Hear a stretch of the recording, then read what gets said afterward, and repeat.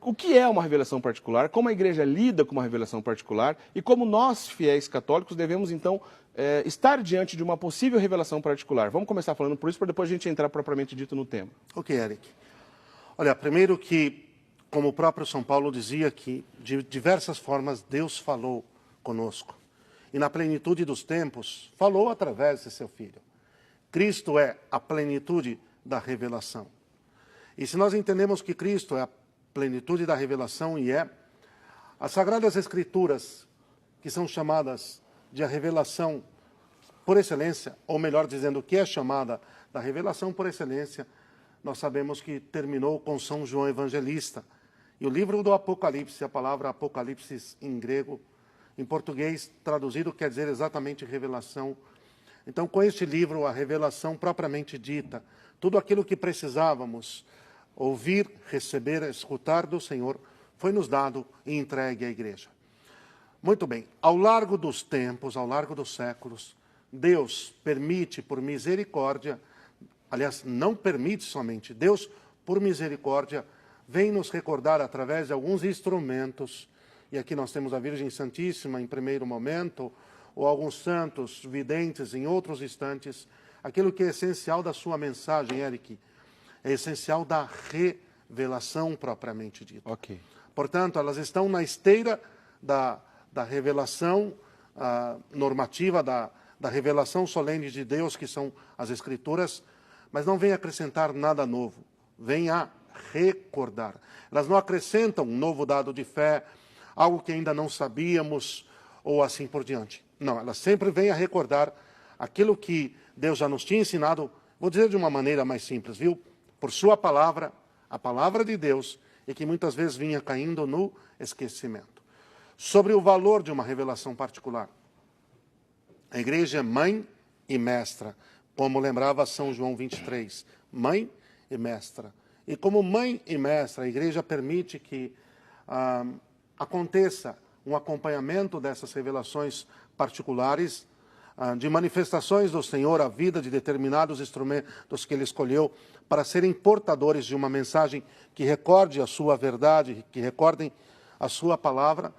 E essas revelações vão ser acompanhadas, num primeiro momento, pela igreja local, pelo bispo do local onde elas estão acontecendo. Então quer dizer, Padre Wander, que sempre que há notícias de um possível fenômeno, seja ele relacionado com a Virgem Maria, com algum outro santo, com alguma espécie de relação com o sobrenatural. Alguma mensagem de Deus. Alguma mensagem de Deus. Alguma mensagem de Deus, okay. Bem simplesmente. Quando existe a notícia disso, primeiro a investigação se trata na diocese mesmo. Na própria diocese. Ok. Porque onde está o bispo ensinava Santo Inácio de Antioquia, está a igreja. Certo. Então é ali, num primeiro momento, o bispo, que é a igreja ali, ele deve acompanhar, deve ir entendendo.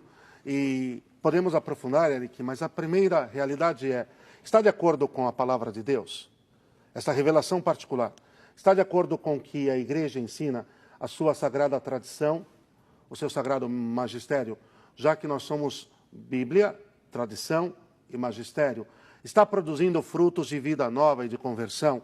Está levando as pessoas a uma vida de comunhão com Deus e comunhão entre elas mesmas, entende? Okay. Comunhão com Deus e comunhão entre elas mesmas mais intensa. A igreja vai observando tudo isso. O primeiro processo é local, mas nunca a última palavra, viu?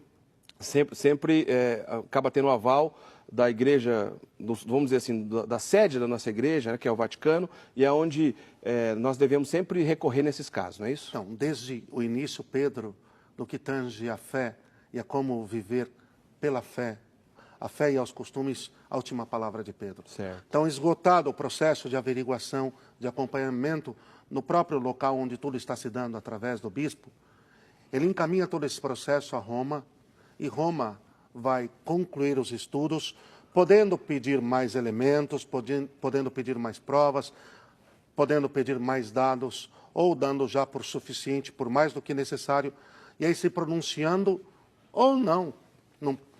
É isso que é importante dizer, Okay. viu, Eric? Não obrigatoriamente.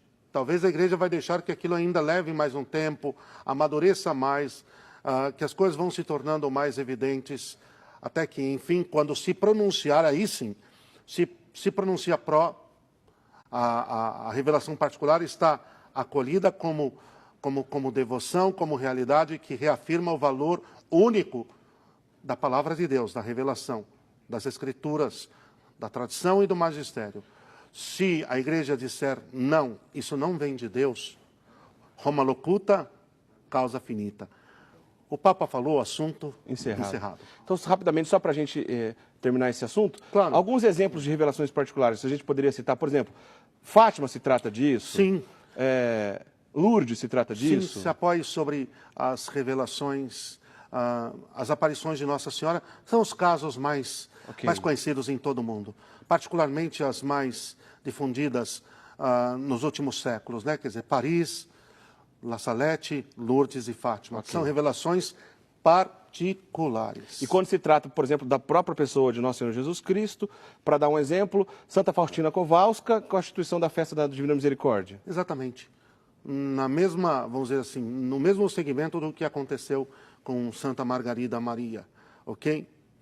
É sobre Nosso Senhor, mas é uma revelação particular, porque tudo que se deu, Eric, é importante que você que nos acompanha tenha isso claro, tudo que se deu depois do Apocalipse de São João é revelação particular, não mais universal. Até porque com a morte do último apóstolo encerra a revelação oficialmente, né? Excelente, exatamente isso.